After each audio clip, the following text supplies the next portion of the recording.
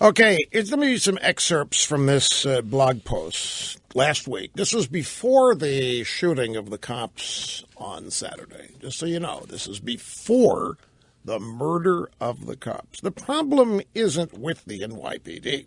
No, the problem is with the blanket total support we give our military when it fights in Afghanistan and Iraq. You see, the price of placing zero value on the lives of the people of these countries is that our lives in turn become worthless.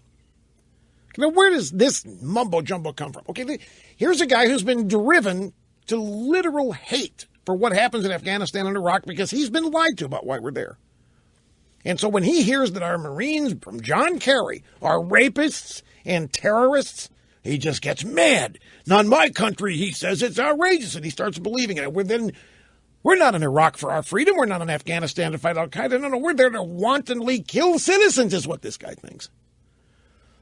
That's what the price of placing zero value on the lives of the people of those countries means. He says what goes around comes around. You reap what you sow. There are dozens of adages and fables that explain this phenomenon. The lives of the people of the foreign countries are worth exactly as much as ours. We overlook the behavior of American soldiers in these countries, and now the cops want to know why we treat them differently. So this guy believes that we have given our military a blank check to kill innocent women and children, and the cops want the same consideration. And when they don't get it, the cops are outraged and angry and don't understand. If the military can kill with disregard, why can't we? And then he says the cops are right to ask, if the Army can arbitrarily kill thousands in Iraq, why can't the cops kill a few people in Staten Island, Missouri, or Ohio? You support the troops. Why don't you support us, the cops ask. Has anybody ever heard a policeman make this argument? Have you? Has anybody ever heard a cop say, what are you getting mad at us for?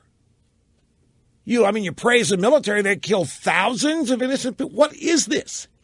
Arbitrarily kill thousands in Iraq?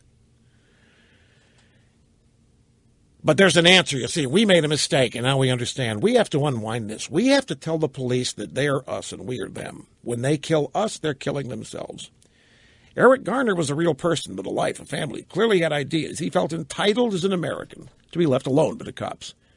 So he's breaking a law. Yeah, it happens. There's no way what he did justified the penalty. The people who killed him must pay for what they did so that everybody in a position of similar power understands that we don't tolerate murder even if you have a badge, or the support of the police has limits. Here's the net.